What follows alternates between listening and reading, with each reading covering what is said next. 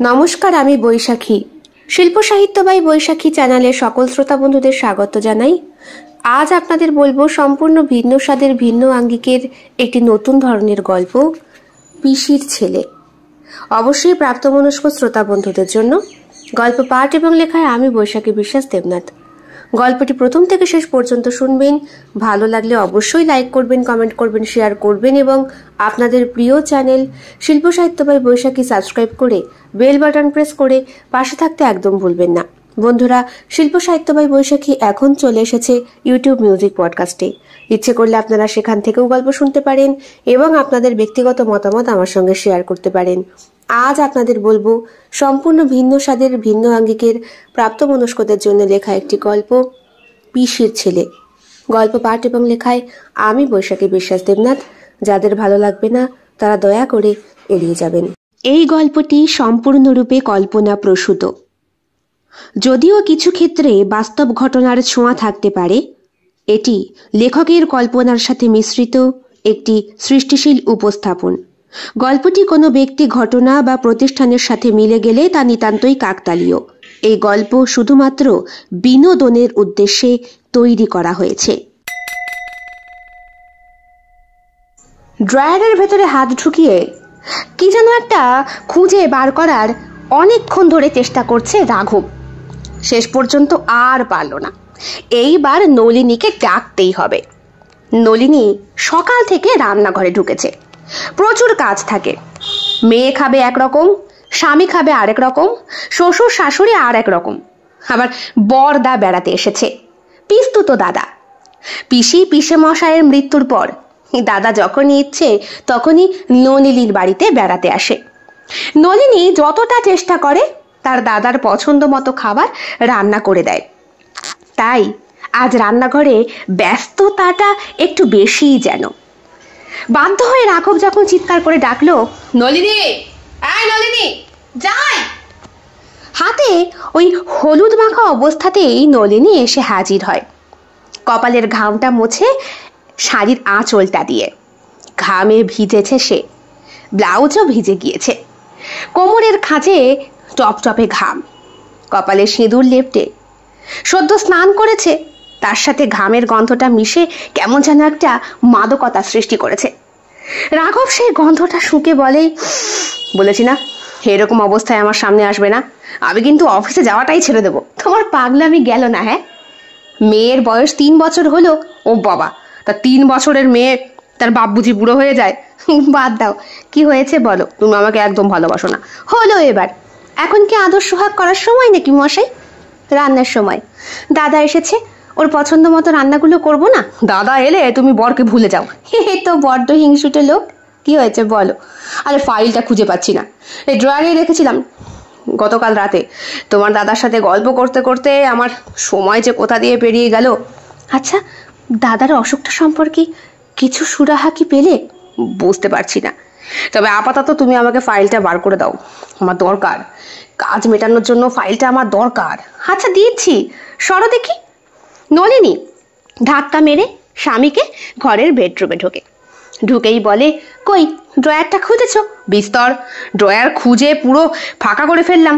মশাই কি যে খুঁজেছ বোঝাই যাচ্ছে। এই তো ফাইলটা ওপরেই রয়েছে, দেখেছো? তুমি না থাকলে থাক, এখন আর আদর দেখাতে হবে না।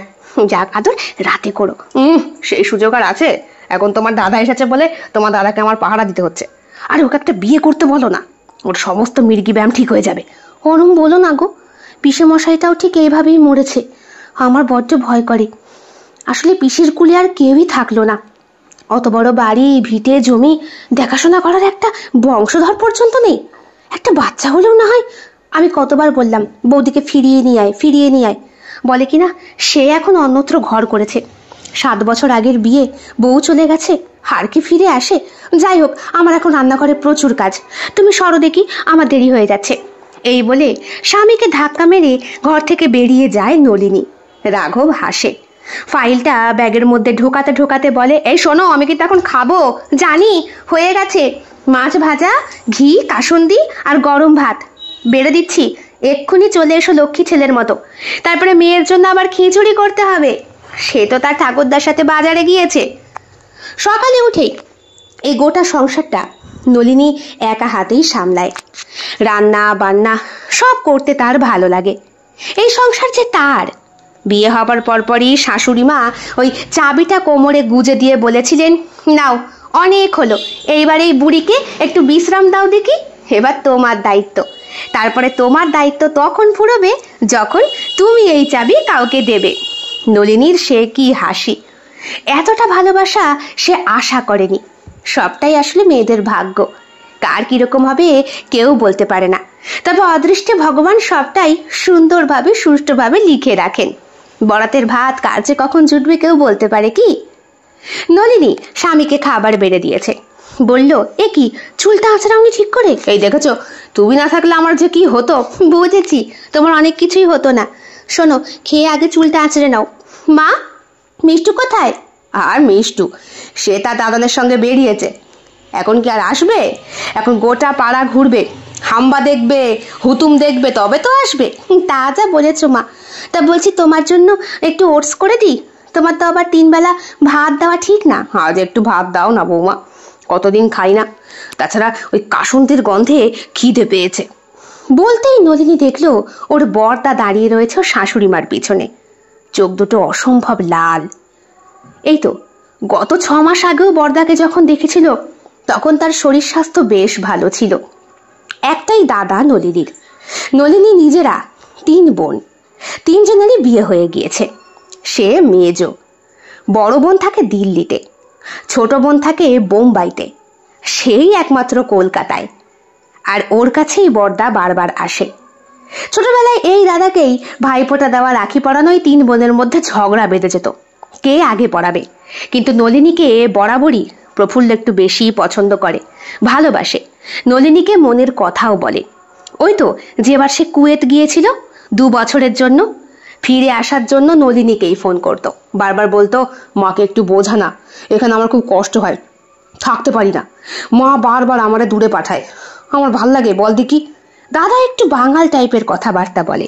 নলিনী ছাড়া ওর কথা কেউ বোঝার চেষ্টা করে না। তাছাড়া প্রফুল্লর একটা বোন আছে, বড়লোক মানুষ, বিয়েও হয়েছে কোটিপতির ঘরে। বিয়ের পরে মাটিতে তার আর পা পড়ে না, তাই দাদার সাথে খুব একটা সম্পর্কও তার নেই। তাই এই গরিব বোনের কাছেই বারবার ছুটে আসে সে। ওই সেই বোনের থেকে নলিনীর অবস্থা অনেকটাই গরিব বলাই চলে, কিন্তু তার ভাত ডালের কোনো অভাব নেই। স্বামী উচ্চ পদে চাকরি করে, কিন্তু ওই যে ওই বোনের তুলনায় সে অনেকটাই গরিব। নলিনী ওর দাদার দিকে তাকিয়ে বলল, কি রে, এরকম কঙ্কাল সাজ চেহারা হয়েছে, গতকাল রাতে ঘুমোসনি বুঝি? রাঘব ঘুরে তাকালো দাদার দিকে, বলল, এ কি বড়দা, তুমি উঠে এলে কেন? তোমাকে যে বললাম তোমার এখন ঘুমের দরকার। নলিনী সময় মতো তোমায় ঠিক খাবারটা দিয়ে আসতো, তুমি আবার উঠে এলে। এ কি বাবা, তুমি কেন উঠে এসেছো? বোনের বাড়ি এসেছো, বিশ্রাম নাও দেখি। ইস, ছেলেটার চেহারা কি হয়েছে। বৌমা, তুমি রাঘবকে খেতে দিয়েছো তো? দাদাকেও দিয়ে দাও। এ দাদা, খাবি? গরম ভাত খাবি? মনে আছে ছোটবেলা ঠাম্মি আর তুই একসাথে খেতি, কতগুলো ভাত খেতি, ঠাম্মি তোকে খাইয়ে দিত, মনে আছে? বাবা মিষ্টি দই কিনে নিয়ে আসলে 1 কেজি দইয়ের মধ্যে 500 গ্রাম দই তুই একাই খেতি ভাত দিয়ে, মনে পড়ে? আর বাড়িতে চাটনি রান্না করলে তোকে নিমন্ত্রণ করা হতো, মনে আছে দাদা? কেমন যেন চোখের পলক ফেলে না প্রফুল্ল। চোখ দুটো ঠান্ডা শীতল, অথচ চোখের মধ্যে বিভৎস একটা ভয়, যেন সব সময় কিছু একটা ওকে তাড়া করে বেড়াচ্ছে। নলিনীর কথায় পাত্তা দিচ্ছে না দেখে রাঘব খাবার টেবিল থেকে উঠে পড়ল, মায়ের কাছে এগিয়ে গেল। তার পিছনেই দাঁড়িয়ে রয়েছে প্রফুল্ল। প্রফুল্লর ঘাড়ে হাত দিতেই প্রফুল্ল কেমন যেন ছিটকে উঠল, বলল, এ কি, আমি এখানে কি করে এলাম রাঘব?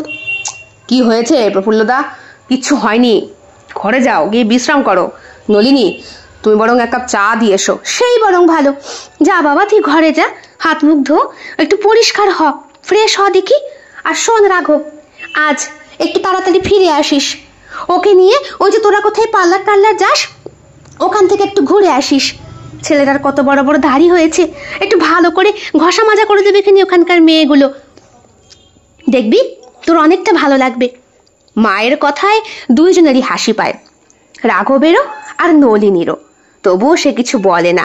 মাও দাদাকে ছেলের থেকে কম অংশে ভালোবাসেন না। মায়ের কথায় ওর মনটা আনন্দে ভরে ওঠে।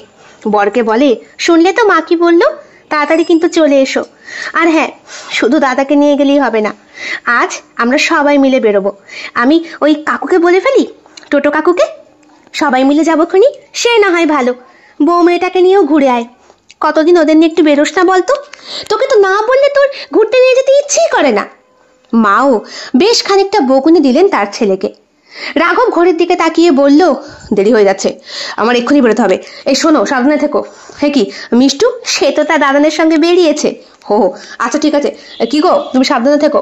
দাদা আসি, তারপরে কথা হবে। আর বিকালে চলে আসবো খনি, সবাই মিলে ঘুরতে যাব। তখনও প্রফুল্ল দাঁড়িয়ে, এইবার সে তাকিয়ে রয়েছে নলিনীর মুখের দিকে। নলিনীর বেশ খানিকটা ভয় লাগে। শাশুড়ি মায়ের হাতটা চেপে ধরল সে। শাশুড়ি মা ঘর থেকে বেরিয়েই যেতে যাচ্ছিল, আচমকা নলিনী ওর শাশুড়ি মায়ের কানে কাছে মুখটা নিয়ে বলল, মা তুমি যেও না, একটু দাঁড়াও। কেন, কি হয়েছে? দাদার চোখটা দেখো মা, দেখে মনে হচ্ছে না কিছু একটা যেন ভয় পেয়েছে। তুমি তো জানো ও যে ভয় পেয়েছে। সত্যি ছেলেটার সংসারটা শেষ হয়ে গেল। অবশ্য এর জন্য সম্পূর্ণভাবে তোমার পিসিকেই আমি দায়ী করব। একটা মানুষ একা একা কতদিন থাকতে পারে? হ্যাঁ, বেশ কয়েক বছর আগের কথা। ঘটা করে দাদার বিয়ে হয়েছিল হীরার সাথে। বেশ সুখী ছিল ছেলেটা। বিয়ের মাস 6 যেতে না যেতেই পিসির ডাক পড়ল তার মেয়ের বাড়ির থেকে। মেয়ে তো বিস্তর বড় লোক, এইখানে তার কিছুই হয়নি, এমনকি পেটে বাচ্চা এসেছে। সেই অবস্থাতেও এ তল্লাটের কেউ তাকে দেখেনি, দাদাও দেখেনি, নলিনীও দেখেনি। বাচ্চা হয়ে যাওয়ার পর সেই ছবি দেখেছিল এফবিতে পোস্ট করতে, ওই পর্যন্তই।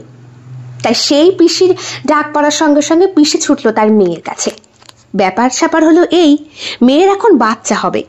জামাই যেহেতু উচ্চ র্যাঙ্কে চাকরি করে, তার ছুটি সেটা পড়বে না, তাই পিসিকে নিজে গিয়ে মেয়ের কাছে থাকতে হবে। বরাবরই পিসি তার ছোট কন্যাকে একটু বেশি ভালোবাসে দাদার থেকে। দাদা ছোটবেলা থেকে একটু বোকা, মানে একটু অতিরিক্তই সরল সাদাসিধে ছেলে। কেমন হ্যাঁ করে হাসে, বোকার মতো কথা বলে, আর পেটে কিল মারলেই যাবতীয় সত্য কথা ভস বসিয়ে বেরিয়ে যায়, মানে কোনো রাগ ঢাক নেই। যদি গোপনে কেউ কিছু শিখিয়ে দিয়ে থাকে নলিনীর নামে অথবা তার বাবা মার নামে, সেও সেটা হাসতে হাসতে বলে দেয়। দাদা যখন ক্লাস 9, তখনও নলিনীর বাপের বাড়িতে একটা ছোট্ট ঘর ছিল, সেইখানে ঠাকুমার সঙ্গেই দাদা ঘুমোতো। দাদা নাকি খুব ছোট থেকেই নলিনীর ঠাকুমার কাছেই বড় হয়েছে, তাই দিদা ছাড়া তার ভাত খাওয়া জুটতো না। দিদা চাটনি দিয়ে ভাত মেখে দিত দই দিয়ে, আর দিদার কাছেই সেই ভাতের গরসগুলো খেত। নলিনীর যে একেবারে রাগ হতো না তা না, অভিমানও হতো, কারণ ঠাকুমা সেইভাবে নলিনী বা তার বোনেদের সাথে কোনো দিন মেলামেশা করেনি, যতটা গভীরভাবে মিলেমিশেছে ওর দাদার সাথে।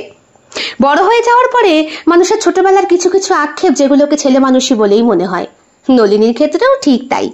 ঠাকুমার করা সেই কাজগুলোকে একসময় অভিমান করে মনে নিলেও এখন সেগুলো নিছক ছেলে মানুষই মনে করে নলিনী ভুলে যাওয়ার চেষ্টা করে।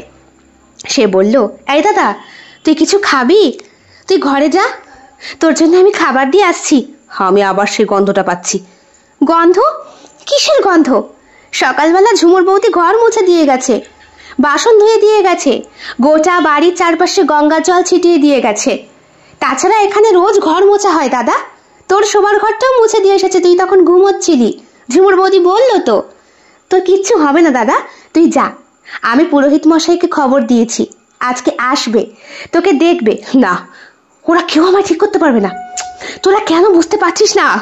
ও আসছে, ও আবার আসছে, ও আসছে, ও ও ঠিক বুঝে গেছে আমি এই বাড়িতে আছি।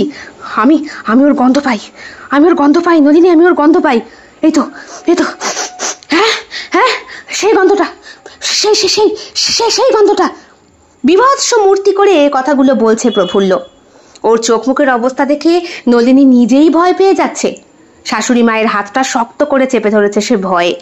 শাশুড়ি মা আগিয়ে গেলেন প্রফুল্লর দিকে। নলিনী বলল, মা যেও না, তোমার ছেলে বারণ করেছে।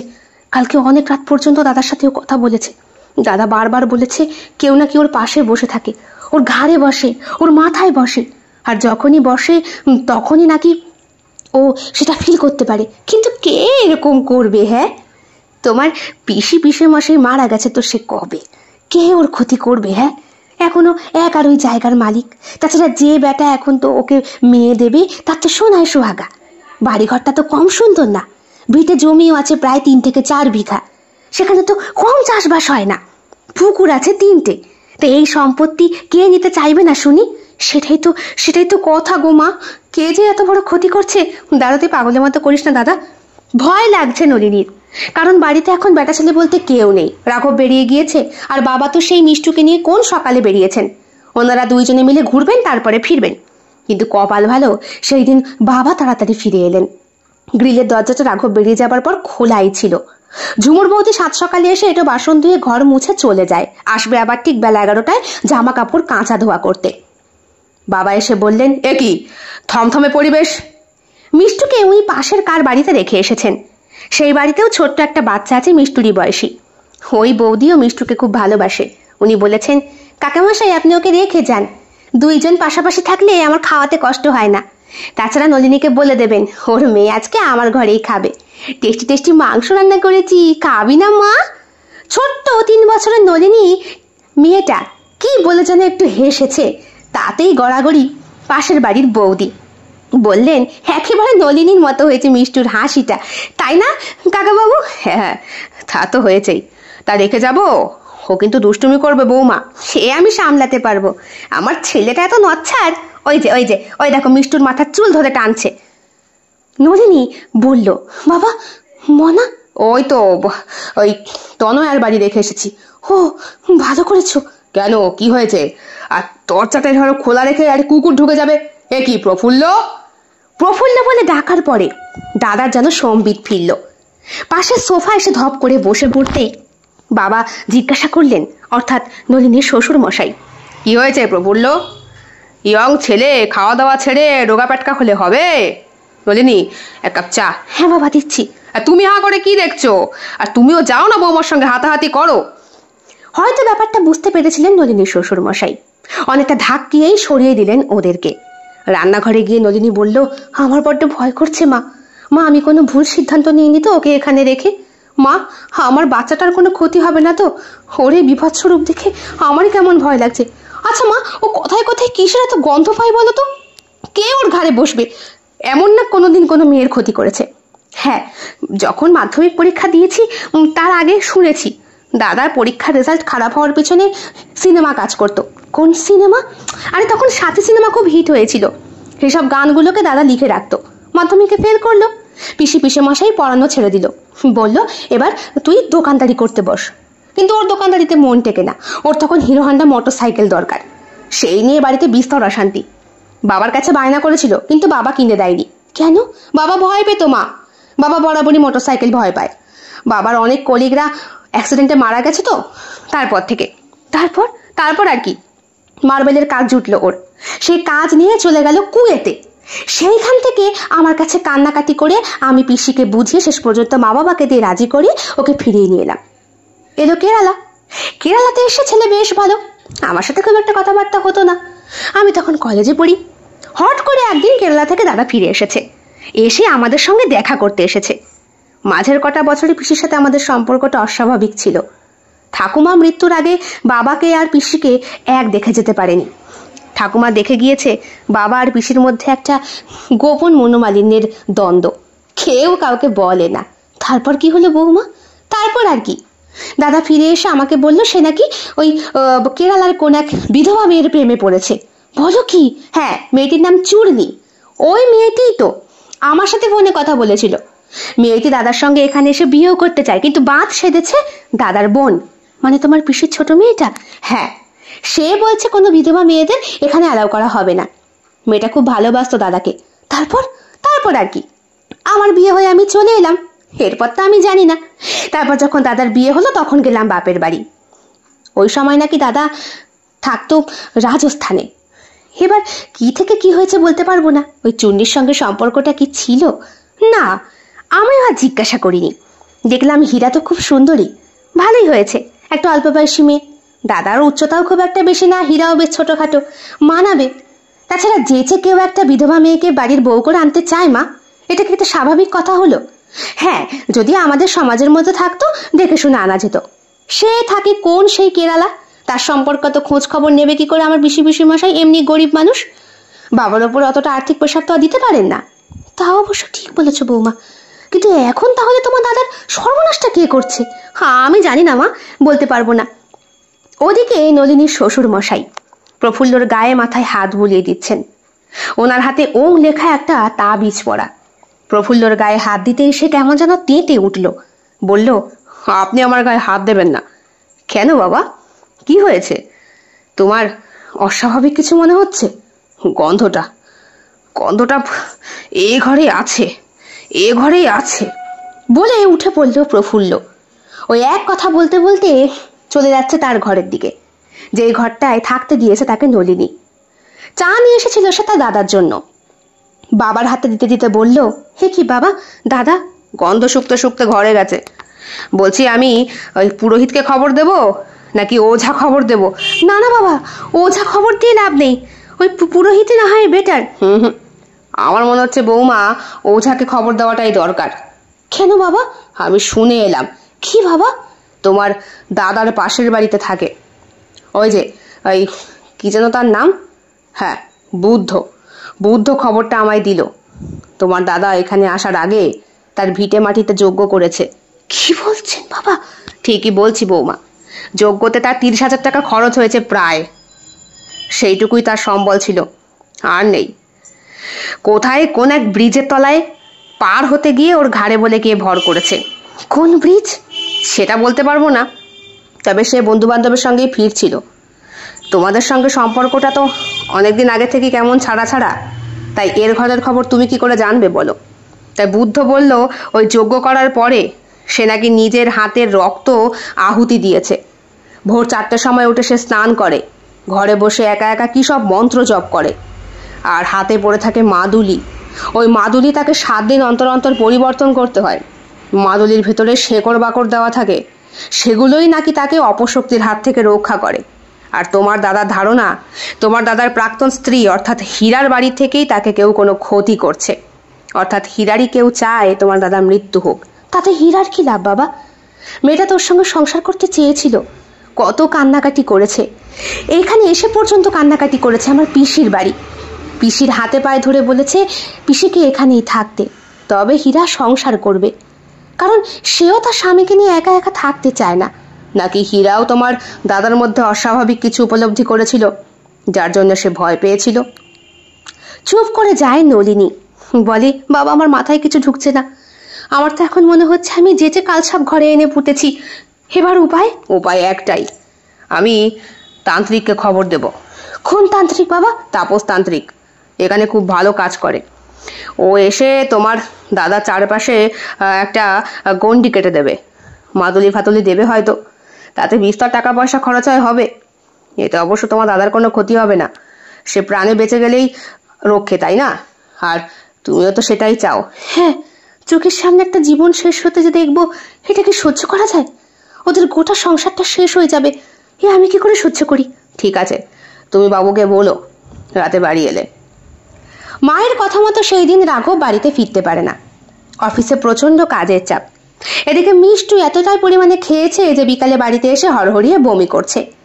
যদিও বৌদিও ভীষণ লজ্জিত, বললেন, তোমার মেয়েটা আমার হাতে পড়ে একটু বেশি খেয়ে ফেলেছে গো, বমি করছে। আমি ওষুধ দিতে পারলাম না, কারণ ছেলে মানুষ। আমি এই জন্যই বলেছিলাম বাবা কোথাও রেখে আসতে না। আসলে কি বলতো বৌদি, ওকে আমি মেপে খাওয়াই তো, খাই করে এত বেশি খেয়েছে, কি যে করি এখন। ঘরে ওষুধপত্র ছিল কিছু, তাই খাইয়ে মেয়েকে ঘুম পাড়িয়ে দিয়েছে নলিনী। নিজেরও চোখটা একটু লেগে এসেছিল। আজ অনেকক্ষণ ধরে রাঘবকে ফোন করছে। রাঘব একবারই শুধু হোয়াটসঅ্যাপ করে দিয়েছে তার ফিরতে রাত হবে। ওইদিকে বাড়িতে তো হুলস্থুল কাণ্ড, প্রফুল্লকে রাখা যাচ্ছে না। তাকে যে ঘরে রাখা হয়েছে সেই ঘরে নাকি সে শুধু গন্ধই পাচ্ছে, তার পাশেও বলে বসে রয়েছে। এমনকি তাকে যখন ভাত দিতে গিয়েছে নলিনী, তখন নলিনীকে হাতে ইশারা করে প্রফুল্ল ঘরে ঢুকতে বারণ করেছে। বলেছে তার পাশে বসে থাকা মেয়ে মানুষটি নাকি নলিনীকে দেখছে এবং নলিনীকে তার পছন্দও হয়েছে। নলিনীকে সে সঙ্গে নিয়ে যেতে চায়। প্রফুল্ল নিজে মুখে কথাগুলো স্বীকার করেছে। হে তো নলিনী বেশ খানিকটা ভয় পেয়েছে, বেশ খানিকটা না, অনেকটাই। ঘুমটা যখন নলিনীর ভাঙল, তখন প্রায় 7:30 পৌনে 8টা মতো বাজে। ঘরটা অন্ধকার, বিকাল থেকে লাইট জ্বলছিল না।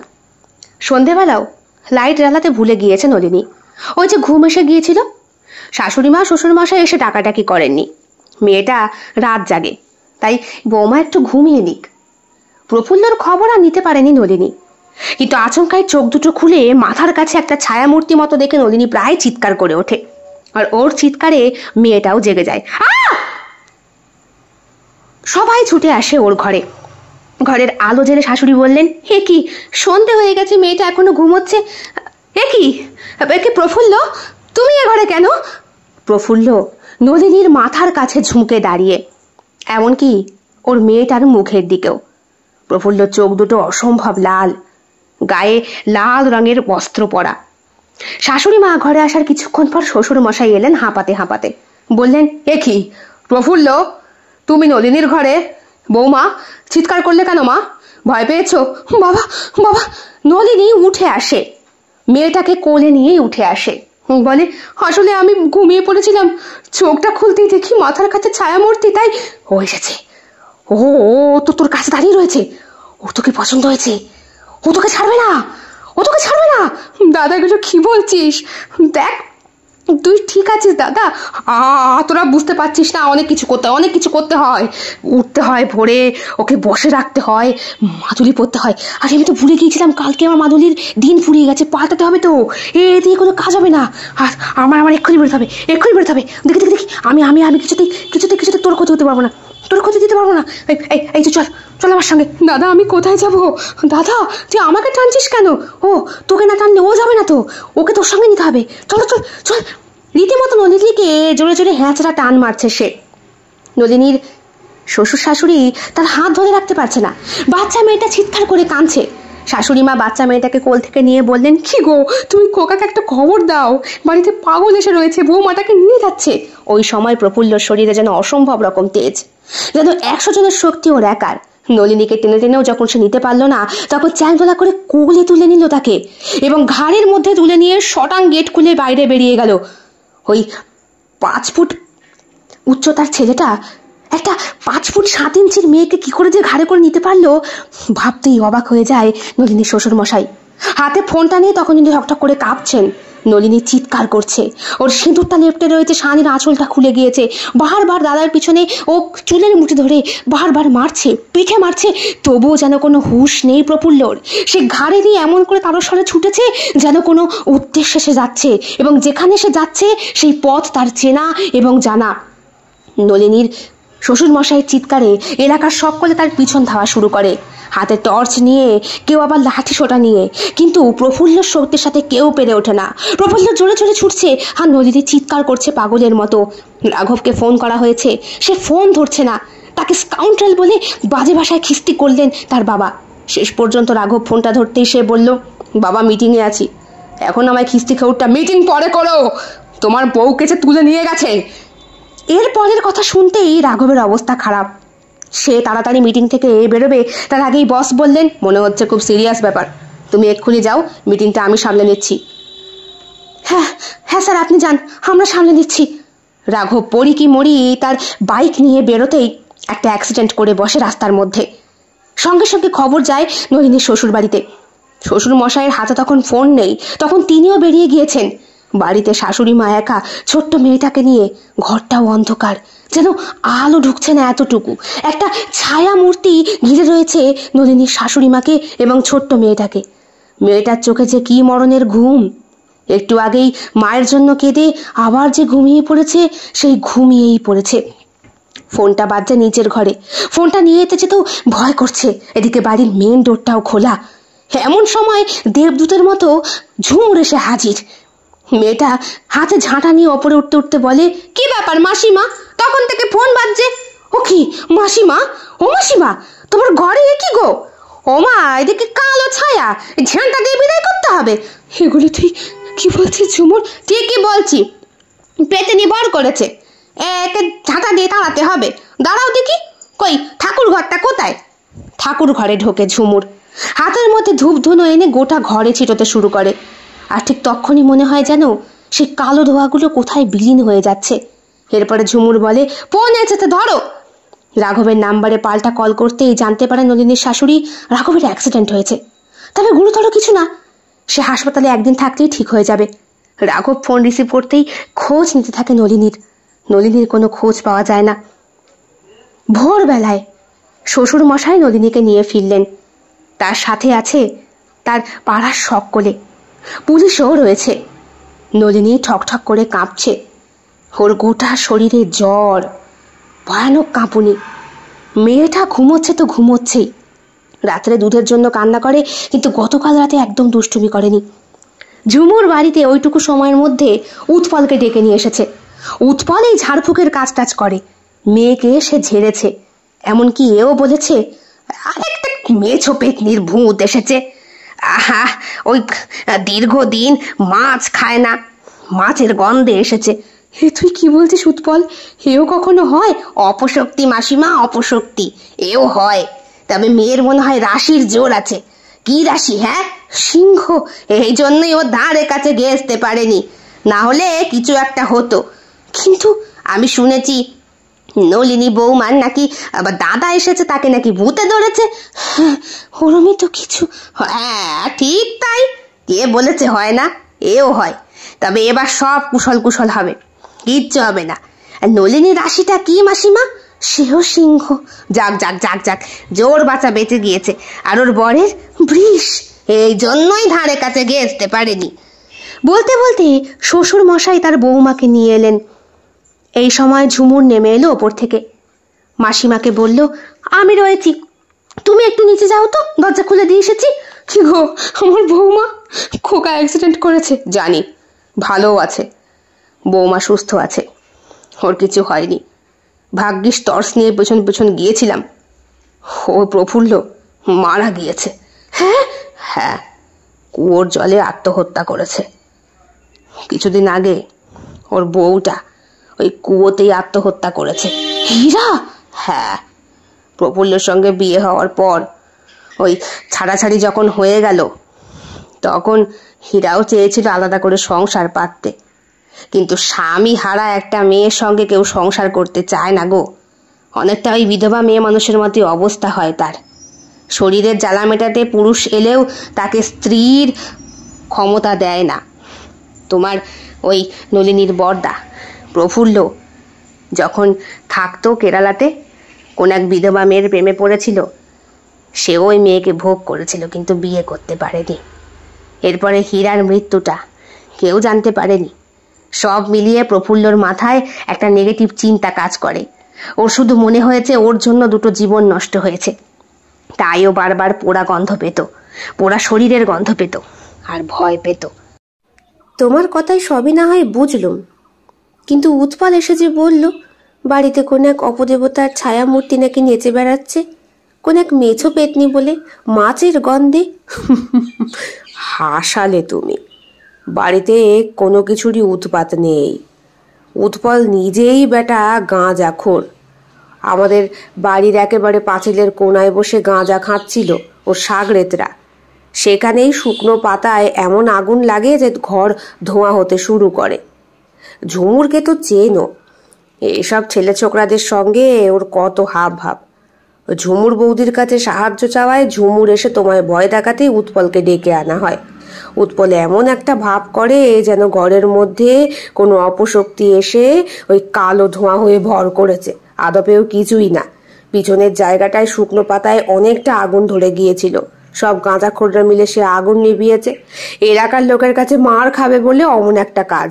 আর আমার বাড়িতেও ঠিক সেই সময় সুযোগ মতোই এই অঘটনটা ঘটল।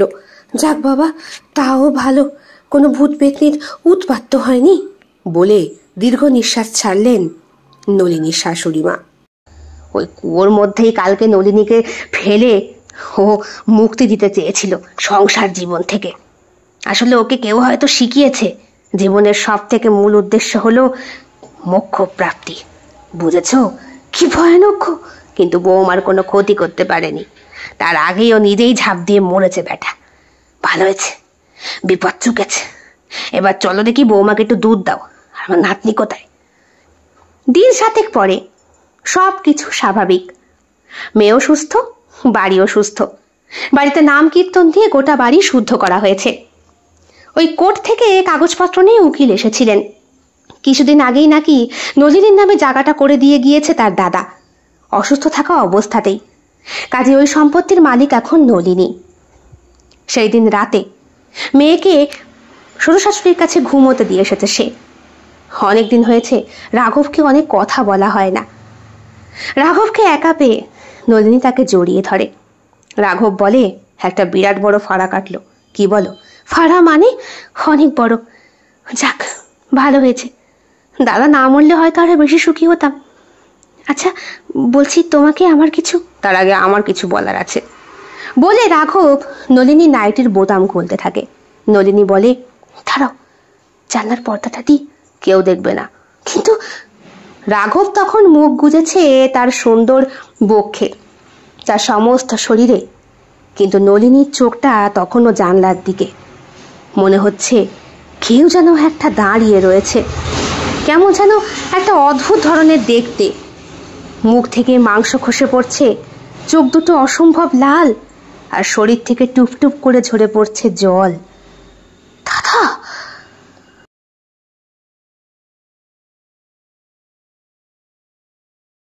কেমন লেগেছে আজকের গল্প কমেন্ট বক্সে কমেন্ট করতে একদম ভুলবেন না। ভালো লেগে থাকলে অবশ্যই লাইক করবেন, কমেন্ট করবেন, শেয়ার করবেন এবং আপনাদের প্রিয় চ্যানেল শিল্প সাহিত্য বাই বৈশাখী সাবস্ক্রাইব করে বেল বাটন প্রেস করে পাশে থাকতে একদম ভুলবেন না বন্ধুরা। দেখা হবে খুব শিগগিরই আগামীকাল সম্পূর্ণ নতুন একটি ভিন্ন স্বাদের গল্পের সঙ্গে। আপনাদের সকলের উপস্থিতি একান্তভাবে কামনা করি। সকলে খুব ভালো থাকবেন, সুস্থ থাকবেন এবং একইভাবে সাহায্য এবং সহযোগিতার হাত বাড়িয়ে দেবেন। সবাই ভালো থাকবেন। শুভরাত্রি।